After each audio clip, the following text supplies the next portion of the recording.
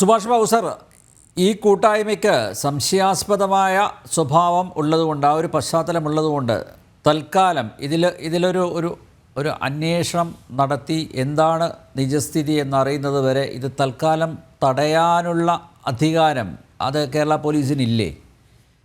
അങ്ങനെയുള്ള വകുപ്പ് വല്ലതും ഉണ്ടോ?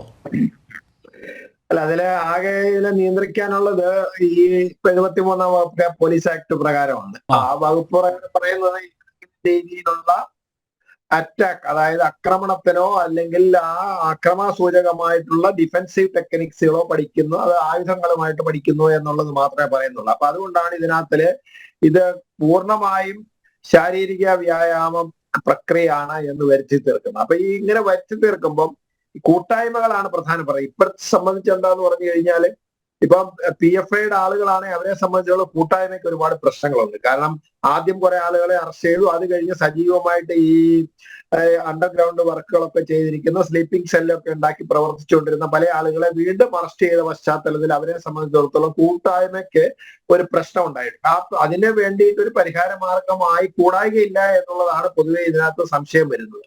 ഇപ്പൊ പല ആളുകളും നമ്മളോടൊക്കെ ചോദിക്കുന്നത് എന്താ അറിയാ, ഇത് മറ്റേതുമാതിരിയൊക്കെ വരില്ലേ എന്ന് ചോദിക്കുമ്പോൾ നമുക്കിപ്പോ വരൂ എന്ന് പറയാൻ പറ്റില്ല. വന്നേക്കാം, വരാനുള്ള സാധ്യതയുണ്ട്. കാരണം മുമ്പൊന്നും ഇത് അല്ല എന്ന് പറഞ്ഞതിന് ശേഷം അവസാനം നമ്മൾ കണ്ടത്, പ്രത്യേകിച്ച് കേരളം തീവ്രവാദത്തിന് വളക്കൂറുള്ള മണ്ണാണ് അല്ലേ?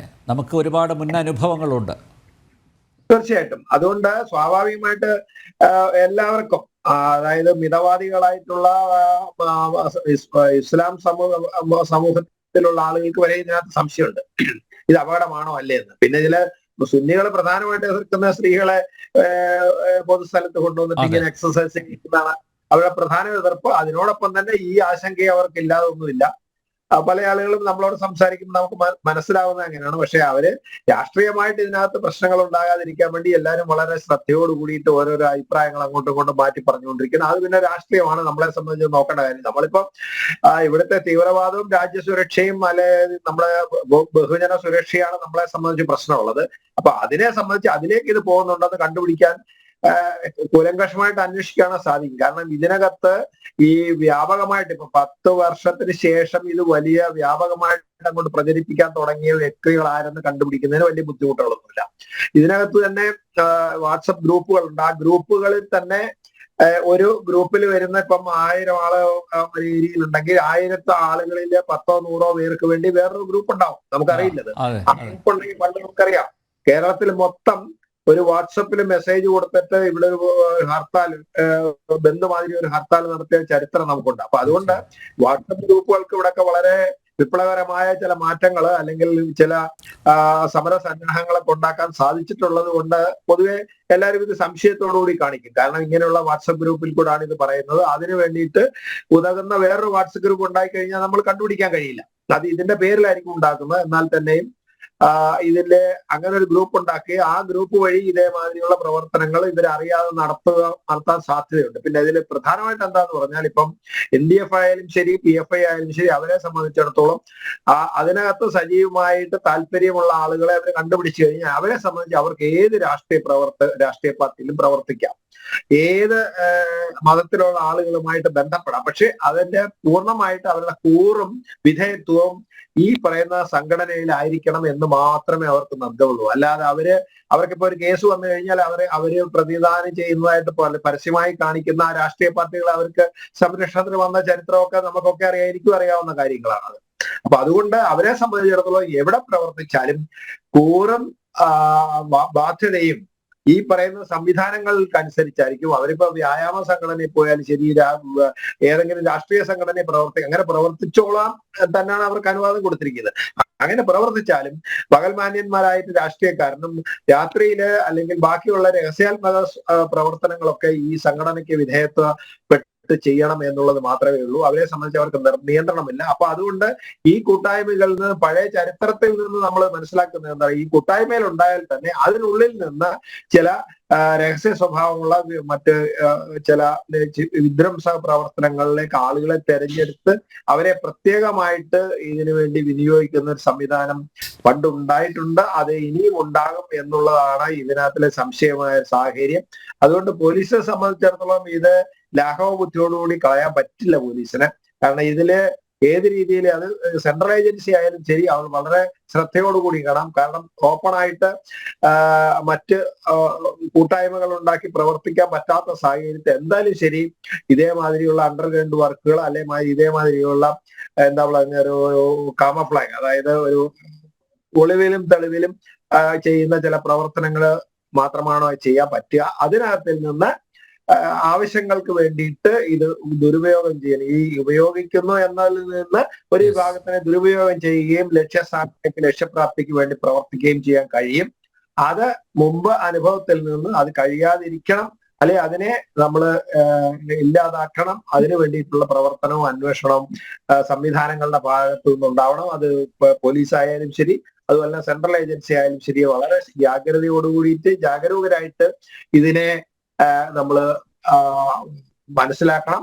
അത് എന്താണ് ഇവരുടെ പ്രവൃത്തി എന്നും അതിന്റെ ഉള്ളില് അതിപ്പോ ഇതിന് ഒരു കാരണം എന്തെങ്കിലും ഉണ്ടെങ്കിൽ നമ്മൾ നോക്കും. ഇതിന് ഇതുവരെ പെട്ട ഈ 2 വർഷമായിട്ട് കിട്ടിയ പ്രചാരം ഇനിയും ചിലപ്പം കിട്ടുന്നുണ്ടെങ്കിൽ നമ്മൾ നോക്കാം എങ്ങനെയാണെന്ന്. എനിക്ക് തോന്നുന്നത് പഴയ രീതിയിലുള്ള പ്രചാരണം കിട്ടാനുള്ള സാധ്യത ഇനി അങ്ങോട്ടില്ല.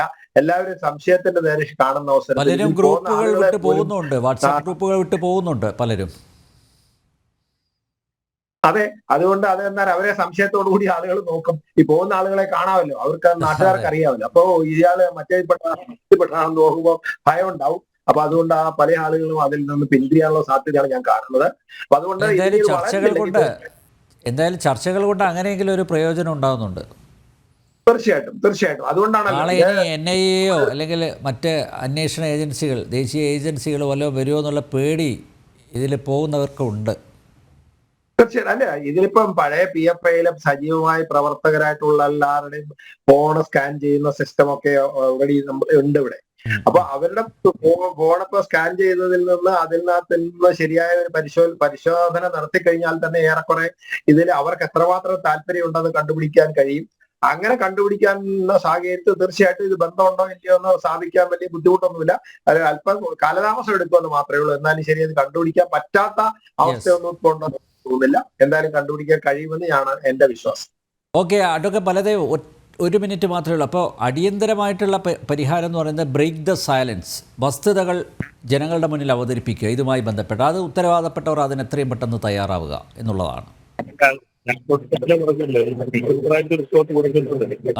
വളരെ വ്യക്തമായിട്ട് ആരും MLA സൃഷ്ടിച്ചിട്ടൊന്നുമല്ല. ക്രിസ്ത്യബ്രാഞ്ചിന് ആധികാരികമായി കിട്ടുന്ന റിപ്പോർട്ട് അവൻ എപ്പോഴത്തേക്ക് അതാണ് സ്റ്റേഷനിലെ ഹെഡ്ക്വാർട്ടേഴ്സിലേക്ക് വിടുകയാണ്. പിന്നെ ഇതിന് വളരെ വ്യക്തമായിട്ട് അന്വേഷിക്കാൻ പറ്റുന്നത് കേന്ദ്ര ഏജൻസികൾക്കാണ്. ഇവർക്ക് ദേശീയ മറ്റു തലത്തിൽ ബന്ധമുണ്ടോ, അന്തർദേശീയ ബന്ധമുണ്ടോ, സാമ്പത്തിക സ്രോതസ് എവിടെയാണ്, വളരെ വ്യക്തമായിട്ട് സംസ്ഥാനത്തിന് പരിമിതികൾ കേന്ദ്ര ഏജൻസികളാണ് മുന്നറിയിപ്പ് കൊടുത്തത്. ചില നിർദ്ദേശങ്ങൾ ഉണ്ടെങ്കിൽ അത് ശക്തമായിട്ട് നമ്മൾ നിരോധിക്കാൻ തന്നെ വേണം. അത് വർഗീയ പരിവേഷം ഉണ്ടെങ്കിൽ ദേശദ്രോഹത്തിനെതിരെ ഉപയോഗിക്കാൻ നിങ്ങളുടെ നമ്മുടെ ആവശ്യമാണ്. ഓക്കെ, വിദ്യാസാഗർ 1 മിനിറ്റ് പെട്ടെന്ന് നമുക്ക് കൺക്ലൂഡ് ചെയ്യാം. ഞാൻ പറഞ്ഞ പോലെ പ്രധാനപ്പെട്ട 3 കാര്യങ്ങൾ റീക്യാപിറ്റുലേറ്റ് ചെയ്യാണ്. ബാംഗ്ലാദേശികളുടെ ജനസംഖ്യ വളരെ ശക്തമാണ്. അവരെ ദവ പ്രവർത്തനത്തിലൂടെ മുജാഹിദുകൾ ഓൾറെഡി റാഡിക്കൽ മുസ്ലിംസ് ആക്കി മാറ്റി കഴിഞ്ഞിട്ടുണ്ട്. 2, ഇവിടെ CPM 2 ഫാക്ഷൻ പോലെ വരികയാണ് ഇപ്പോൾ. ഒന്ന്, മുജാഹിദുകൾ കൈയടക്കിയിട്ടുള്ള ഒരു വിഭാഗം ഇതിൽ വളരെ ആസൂത്രിതമായി പ്രവർത്തിക്കുന്നുണ്ട്. അതെ, 2 വിഭാഗമുണ്ട്. 3ാമത് ഞാൻ പറഞ്ഞത് BST പോലുള്ള സംഘടനകളെ നിരീക്ഷിക്കുന്നത് വളരെ നന്നായിരിക്കും. അവർ വളരെയധികം അംബേദ്കറെ മുന്നിൽ നിർത്തിക്കൊണ്ട് ഹിന്ദു വിരുദ്ധത ഒളിച്ചു കടത്തുന്നുണ്ട്. ഈ 3 കാര്യങ്ങൾ എനിക്ക് പറയാനുണ്ട്. ഓക്കെ, വളരെയധികം നന്ദി ഈ ചർച്ച സജീവമാക്കിയതിൽ. എന്തായാലും സമാനമായ വ്യായാമ മുറകളിലൂടെ ഉദയം ചെയ്ത ഒരു സംഘടനയാണ് പിൽക്കാലത്ത് നിരോധിക്കപ്പെട്ടത്. നമുക്കെല്ലാവർക്കും അറിയാം. ആരോഗ്യകരമായ ജീവിതം കെട്ടിപ്പടുക്കാൻ രാവിലെ ചില കസർത്തുകൾ, അഭ്യാസങ്ങൾ കാണിക്കുന്നതിലൊന്നും തെറ്റില്ല. പക്ഷേ അത് രാജ്യത്തിൻ്റെ ആരോഗ്യത്തിന് ഭീഷണിയാകുന്നുണ്ടെങ്കിൽ അതിനെ മുളയിലേ നുള്ളിക്കളയണം.